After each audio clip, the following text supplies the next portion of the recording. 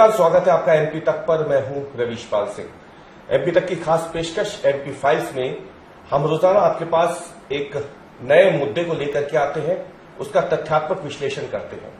और जब हम आज आपके सामने आए हैं तो आज सबसे बड़ा मुद्दा है प्रदेश में 10वीं और 12वीं एमपी बोर्ड के नतीजे घोषित हुए हैं। लड़कियों ने बाजी मारी है, लेकिन इस पूरे रिजल्ट में गौर करने वाली बात यह है कि जो छोटे जिले हैं उन्होंने बेहद उत्कृष्ट प्रदर्शन करते हुए टॉप में जगह बनाई है। वहीं बात हम करें उन जिलों की जहां पे साक्षरता दर बनिस्बत छोटे जिलों के मुकाबले बहुत ज्यादा है, उन्होंने बहुत अच्छा प्रदर्शन आज के बोर्ड के रिजल्ट्स में नहीं किया। इसमें राजधानी भोपाल की बात करें तो वो 28वें नंबर पर है पूरे प्रदेश में रिजल्ट के मामले में। वहीं इंदौर जैसा शहर जो कि आर्थिक राजधानी कहा जाता है और सबसे उन्नत शहर है इस प्रदेश का, वो 16वें नंबर पर है। उज्जैन की बात करें जो मुख्यमंत्री का गृह जिला है, वो भी 20 नंबर के बाद 22वें नंबर करीब उसकी संख्या है जो जानकारी हमें मिल रही है। जबलपुर 36वें नंबर पर है और ग्वालियर 40वें नंबर पर है।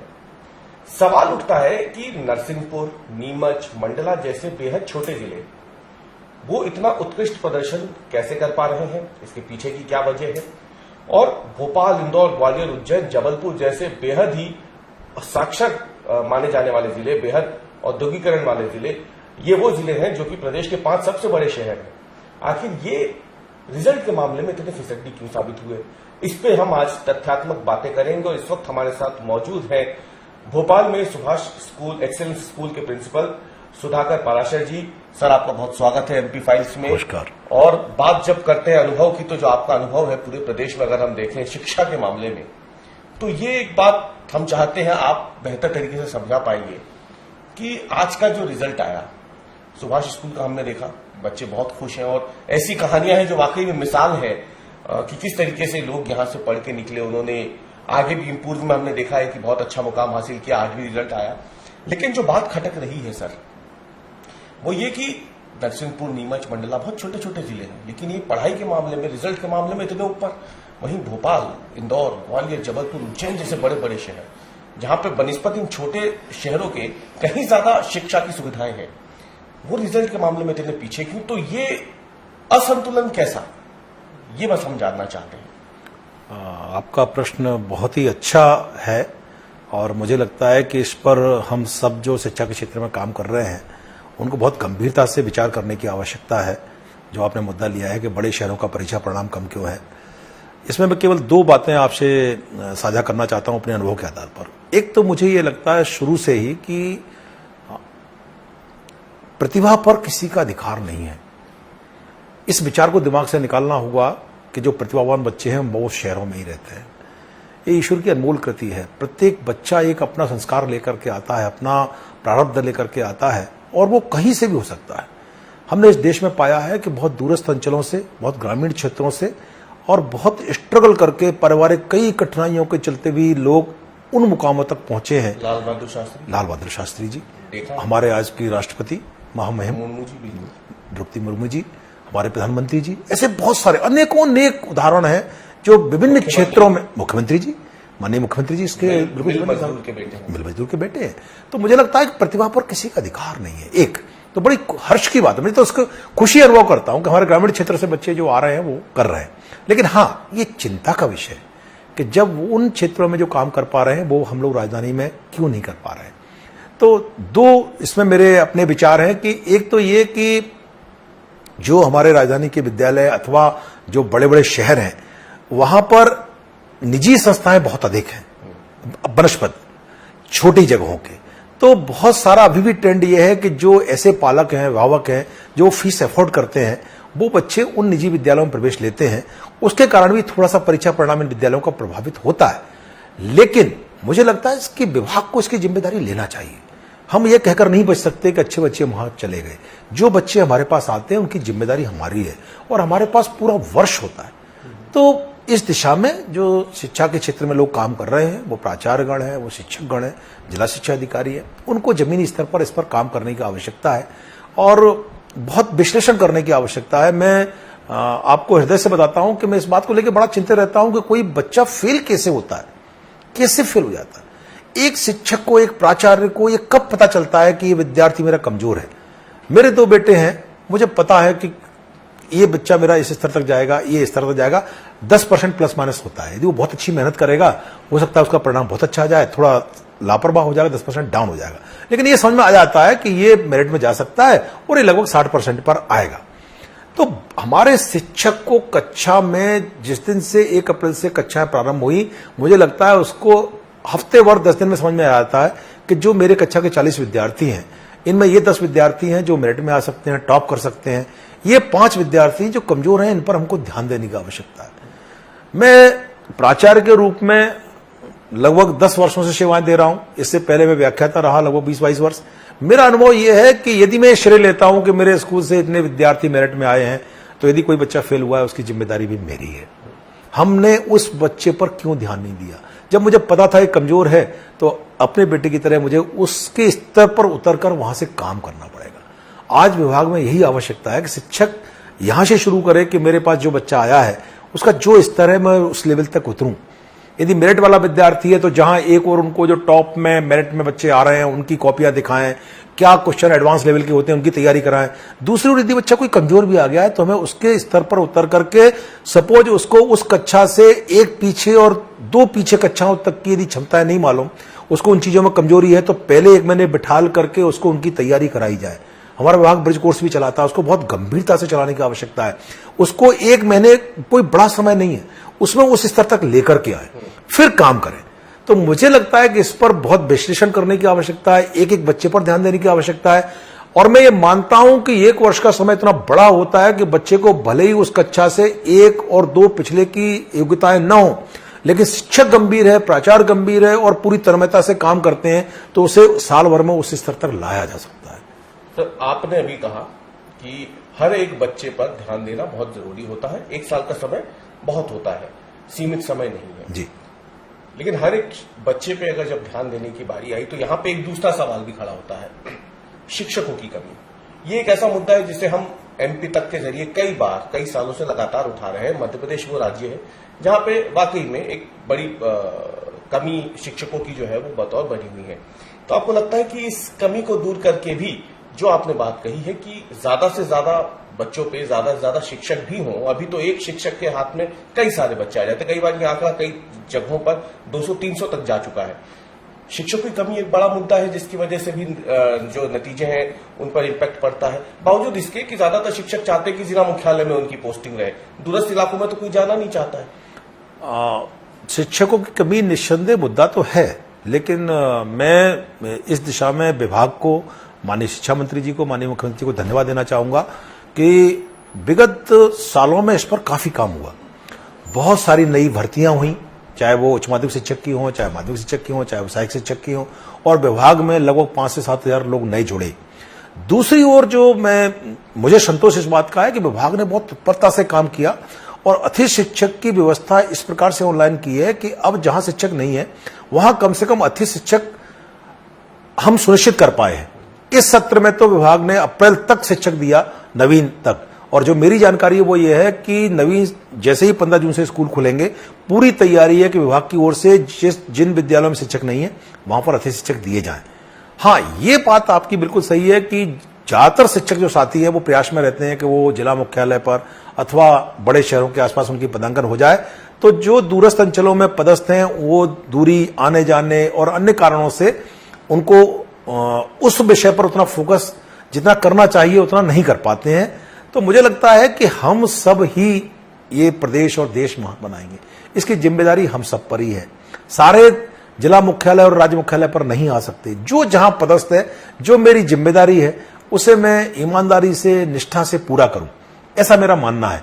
और यदि शिक्षक उस भाव से काम करता है, बहुत सारे शिक्षक कर भी रहे हैं। आपने जो उदाहरण दिया नीमच का, मंडला का, नरसिंहपुर का, गर्व है उन शिक्षकों पर। मुझे लगता है कि बड़े बड़े शहरों में जो पदस्थ हैं, उनकी बनस्पत कई सारे हमारे शिक्षक साथी जो दूरस्थ अंचलों में पदस्थ हैं, बहुत अच्छा काम कर रहे हैं। ये बात अलग है कि उनको उतना ज्यादा अभी कवरेज नहीं मिल पाता, ना मीडिया से, ना सोशल मीडिया से, ना विभाग से। मैं ये भी कह रहा हूं, उनको बहुत आवश्यकता है कि ऐसे शिक्षकों की हम पहचान करें, उनको सम्मानित करें। जो जिसको फिक्र नहीं है, वो प्राथमिक विद्यालय में, माध्यमिक विद्यालय में अकेला है, 2 है और अपना काम लगा हुआ है, मेहनत से कर रहा है। इसी का परिणाम है कि इन छोटे जिलों से भी अच्छे परिणाम आते हैं। तो एक सर, जब हम बात करते हैं इस पे, एक सामाजिक मुद्दा भी है जो आज के जमाने में काफी ज्यादा अहमियत भी रखता है, वो है सोशल मीडिया का दौर। जब हम बात बड़े शहरों की करते हैं तो जैसे कि आपने पहले भी कहा कि बड़े शहरों में शिक्षा की बात जब आती है तो निजी संस्थान जो है वो काफी ज्यादा होते हैं। इसी तरह अगर हम बात करें तो जो छोटे इलाके होते हैं वहां पर सोशल मीडिया का इतना प्रभाव नहीं है जितना बड़े शहरों में होता है। तो क्या ये जो बच्चे होते हैं ये एक ऐसी उम्र होती है जिसको हम कहते हैं कि इनका मस्तिष्क जो होता है वो गीली मिट्टी सा होता है, उस वक्त जो उकेरा जाए वो आजीवन के लिए फिर आगे हमेशा के लिए छप जाता है। क्या ये भी एक वजह मानी जाए कि बड़े शहरों में, क्योंकि ऐसे छात्रों के पास उस सोशल मीडिया का इस्तेमाल करने के ज्यादा विकल्प मौजूद है बनिस्बत छोटे जिलों के, छोटे इलाकों के, तो ये एक बड़ी वजह है डिस्ट्रैक्शन, जिससे हम एक शब्द कहते हैं। क्या ये भी एक वजह हो सकती है? बिल्कुल बिल्कुल आपकी बात से सहमत हूं, बिल्कुल आपकी बात से सहमत हूं। आज तो फिर एक बात इसमें मैं जोड़ूंगा, क्षमा चाहूंगा कि इसमें अब अभिभावक क्या करें, ये भी आप इसमें जरूर जोड़िए। बिल्कुल बिल्कुल आपने जो बात कही बिल्कुल सही है। मैं ऐसा पाता हूं कि हर बच्चे के पास ऊर्जा है, हर बच्चे के पास क्षमता है। मुश्किल यह है कि ज्यादातर बच्चे, खासकर इस 10वीं और 12वीं की जो उम्र है टीनेजर वाली, उसमें वो बहुत सारे क्षेत्रों में काम करना चाहते हैं, बहुत सारे उनको कहना चाहिए कि दिशा ऐसी मिलती है, और खासकर सोशल मीडिया का इसमें बहुत बड़ा प्रभाव है। आज जो नेट बच्चे के उपलब्ध है, हर बच्चे के पास एंड्रॉइड उपलब्ध है, उसके कारण वो ये डिसाइड नहीं कर पा रहा क्या देखना है और क्या नहीं देखना है। तो मुझे लगता है ज्यादातर समय वो उन चीजों पर बिता रहा है कि जो उसे नहीं देखना है, जो उसके लिए उपयोगी नहीं है। एक दूसरा, उसके पास वैलिड और सही जानकारी देने वाला जो आप जानकारी प्राप्त कर रहे हैं सोशल मीडिया पर, वो कितनी सही है और कितनी उसमें जानकारी जो आपको प्राप्त हो रही है वो उपयोगिता है, इन दोनों का ही अभाव रहता है। दूरस्थ अंचलों में जो बच्चे हैं वो उनकी अपेक्षाकृत काफी कम उनका इसके कारण डेविएशन है, जिसका फायदा उनको मिलता है।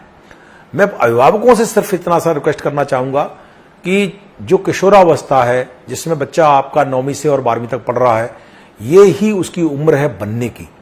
मेरा अपना अनुभव यह है कि बहुत सारे बच्चे जो मेरे पास विद्यालय में पढ़ने आए, बहुत सारे ऐसे बच्चे जो मेरे पास छात्रावासों में रहे, और जिस तरह की वो मानसिक और संवेदनाओं से गुजरे, उस समय जब मैं उन्हें समझाता था, जब उन्हें उस चीज से कोशिश करता था कि वो आए, वही बच्चे जब मेडिकल कॉलेज में पहुंचे, इंजीनियरिंग कॉलेज में पहुंचे और एक वर्ष बाद मेरे पास आए, तो आके बोलते थे सर अब तो मैं सब समझ गया हूं, अब आपको समझा सकता हूं। तो एक वो निश्चित सा समय है, उसमें कोशिश करें अभिभावक ज्यादा से ज्यादा बच्चों से बात करें। बच्चे जानना चाहते हैं, उनके भीतर बहुत सारे मन में चल रही होती है हलचल, वो उसके कई सारे रीजन है। वो किशोरावस्था से चीजें संबंधित चीजें जानना चाहते हैं, वो जल्दी से बड़े होना चाहते हैं, वो ऐसी चीजें चाहते हैं कि मुझे जल्दी से कुछ हासिल करना है। उस चाहने के चक्कर में वो सोशल मीडिया से ही वो इंफॉर्मेशन लेते हैं, जो कि बहुत सारी इंफॉर्मेशन ऐसी होती है जो न तो सही होती है न उनके लिए उपयोगी होती है। मैं अभिभावकों से चाहूंगा, शिक्षकों से चाहूंगा, समाज से चाहूंगा कि विद्यार्थियों से, इस एज के बच्चों से खूब बात करो, हर तरह की बात करो। जो बच्चा जानना चाहता है उसे मां शेयर करे बच्ची से, पिता शेयर करे बच्ची से, उल्टा भी मां शेयर करे अपने बालक से, पिता शेयर करे बालक से, क्योंकि उनका तो जिज्ञासा है। वो आप शांत नहीं करेंगे तो फिर वो किसी दूसरे फोरम पर जाएंगे, जो दोस्त बता रहे हैं आधी अधूरी जानकारी, उसको मान करके काम करेंगे, सोशल मीडिया से मिल रही वो काम करेंगे। तो प्लीज प्लीज इस बात पर निगरानी रखें कि उन्हें जो सोशल मीडिया का जानकारी है वो उतनी ही उनके पास तक जाए जो उनके लिए उपयोगी है। शेष जानकारी के लिए आप सीधे उनसे संवाद करें। शिक्षकों से भी अनुरोध करना चाहूंगा, विद्यार्थियों से हर तरह की बात करें। आज विभाग ने उमंग कार्यक्रम चलाया है, जिसका यही उद्देश्य है, विद्यार्थियों में होने वाले जो परिवर्तन है उनके बारे में बात करें, उनकी घर की समस्याएं, उनके परिवार की समस्याएं, कई बार फेल्यूर के कारण बच्चे मानसिक बीमार होते हैं, उनसे आप बात करें। मुझे लगता है आदि चीजों का समाधान बच्चों से बात करना है। मैं हमेशा बच्चों से बात करता हूं तो मुझे एक वर्ड याद रखता है, जो डिप्रेशन वर्ड है, मानसिक अवसाद बात है, उसको मैं इस अर्थ में रोकता हूं, डिप्रेशन अपने आप में बोलता है, ये मुझे लगता है 3 शब्दों से बनाया है, डीप प्रेश इन, बहुत गहरे अंदर तक कुछ दबा लिया है, निकलवा लो उससे, बात खत्म हो जाएगी। निकलेगा कैसे? उसके दोस्त बनिए, उसके साथी बनिए, उससे आप बड़े बन करके चाहोगे निकले, नहीं निकल सकता। तो आपको बच्चों से बच्चों की तरह बात करनी पड़ेगी। वो अच्छा शिक्षक वही होता है जो बच्चे के साथ बच्चा बनता है। बस आप उसके साथी बन जाइए, मित्र बन जाइए, दोस्त बन जाइए, तो मुझे लगता है न केवल आप उसको पढ़ाएंगे बल्कि उसको एक सही दिशा भी दे पाएंगे। एक अंतिम सवाल रहेगा, क्योंकि आपने बात दिशा की, तो बात जब दिशा की आती है, छात्रों को स्कूल में जैसे कि आप ने भी बताया था कुछ समय पहले कि सिर्फ पढ़ाना लक्ष्य नहीं है, लक्ष्य है एक बेहतर इंसान बनाना, ताकि वो न केवल अपने बारे में सोचे सिर्फ, बल्कि एक सामाजिक प्राणी के तौर पे समाज के बारे में सोचे, देश के बारे में सोचे। तो ये इसी बातों के साथ मैं इस एपिसोड को आज खत्म करना चाहूंगा। इस पे आप जरा प्रकाश डालें। आपने बहुत अच्छा सवाल किया है और मेरा मानना है कि ये आपने सबसे पूरे आज का जो सबसे सार्थक प्रश्न है। एक विद्यालय होता क्या है? विद्यालय मात्र एक ऐसी जगह नहीं है जहां पर बच्चा आकर के अपना अकादमिक जो किताब का सिलेबस है वो पूरा करता है। मुझे लगता है वो एक छोटा सा भाग है, छोटा सा भाग। बच्चा उसके अतिरिक्त बहुत कुछ सीखता है। वो विद्यालय में अपना आधे से ज्यादा समय गुजार रहा होता है, 8 से 10 घंटे गुजार रहा होता है। वो एक शिक्षक से यह भी सीख रहा होता है आप कैसे बात करते हैं, आप कैसे एक दूसरे से व्यवहार करते हैं, आप कैसे बोलते हैं, आप क्या पहनते हैं, आपकी क्या निष्ठाएं हैं, आप जो कहते हैं उसका खुद कितना पालन करते हैं। तो इस दिशा में भी वो सोचने की आवश्यकता है। दूसरी चीज ये कि विद्यालय का वातावरण जो सुबह से शुरू होता है। आप देखिए हमारे स्कूल एकमात्र ऐसे सरकारी संस्थान है जहां की शुरुआत सुबह सभी पंक्तिबद्ध होकर के और हमारा राष्ट्रगान से प्रारंभ करके ध्वज को प्रणाम करके और सबसे पहले उसको सलामी देके शुरू करते हैं। मुझे लगता है ये देश भावना भरने का सबसे बड़ा स्रोत है, सबसे बड़ा स्रोत है। वंदे मातरम से समापन करते हैं। तो विद्यार्थी अच्छा एकेडमिक ले आए, ये उसका एक छोटा सा हिस्सा है जो मुझे लगता है। इससे बहुत जरूरी यह है कि वो एक अच्छा इंसान बने, उसे वो संस्कार आए कि वो अच्छा इंसान बने, वो एक अच्छा राष्ट्रभक्त बने। उसे लगे कि मैं सिर्फ अपने लिए नहीं हूं, मेरे ऊपर कर्ज है मां बाप का, समाज का, देश का, इस माटी का जो मुझे चुकाना है। तो बहुत सारे ऐसे प्रतिभावान विद्यार्थी जो टॉप करके और जाकर के दूर विदेशों में नौकरी कर रहे हैं। पता नहीं, कुछ मुझे लगता है कि कम से कम मेरे विद्यालय का तो लक्ष्य नहीं हो सकता। हर विद्यालय को कोशिश करना चाहिए कि ऐसे विद्यार्थी का निर्माण करे जो कि न केवल एकेडमिक बल्कि एक अच्छा ह्यूमन बीइंग, एक अच्छा नागरिक बने। उसका कारण क्या है? आप डॉक्टर बना देंगे, आप इंजीनियर बना देंगे, संस्कार नहीं देंगे तो फिर वो डॉक्टर वो होंगे जो किडनी निकाल रहे हैं, वो डॉक्टर वो इंजीनियर वो होंगे जिनके पुल गिर रहे हैं। लेकिन जब संस्कारवान डॉक्टर बनेगा, जब संस्कारवान इंजीनियर बनेगा, जब संस्कारवान प्रशासनिक अधिकारी बनेगा और संस्कारवान नेता बनेगा, तो वो हमारे देश को बहुत आगे ले जाएगा। तो हमारी विद्यालयों की महती जिम्मेदारी है कि मात्र अकादमिक पर नहीं, उनके सभी क्षेत्रों पर काम करें और पहला दिमाग में रखें कि मेरी धरती से जो निकले वो सच्चा राष्ट्रभक्त और सच्चा इंसान होगा। बहुत बहुत धन्यवाद हमसे बात करने के लिए सुधाकर जी। तो सुभाष उत्कृष्ट विद्यालय के प्रिंसिपल हैं सुधाकर पाराशर जी, जिनका लक्ष्य न केवल छात्रों को अच्छे से पढ़ाना है बल्कि उन्हें एक अच्छा इंसान बनाना है। जैसे कि उन्होंने बताया भी कि उसके बाद वो न केवल अपने बारे में सोचे बल्कि समाज और देश के बारे में भी सोचें। लेकिन इसके साथ ही जो हमारा आज का विषय था उस पर जिस बारीकी से इन्होंने अपनी राय रखी है और साफ कहा है कि कहीं ना कहीं छोटे शहरों का रिजल्ट के मामले में आगे रहना और बड़े शहरों का इस मामले में पीछे रह जाना, ये एक गंभीर चिंता का विषय है जिस पर सरकार को तो सोचना ही है, लेकिन एक अभिभावक के तौर पे आपको भी सोचना है, शिक्षकों को भी सोचना है और एक पूरे समाज को सोचना होगा कि आखिरकार जो बच्चे होते हैं वो किसी प्रतिभा के खास मोहताज नहीं होते हैं।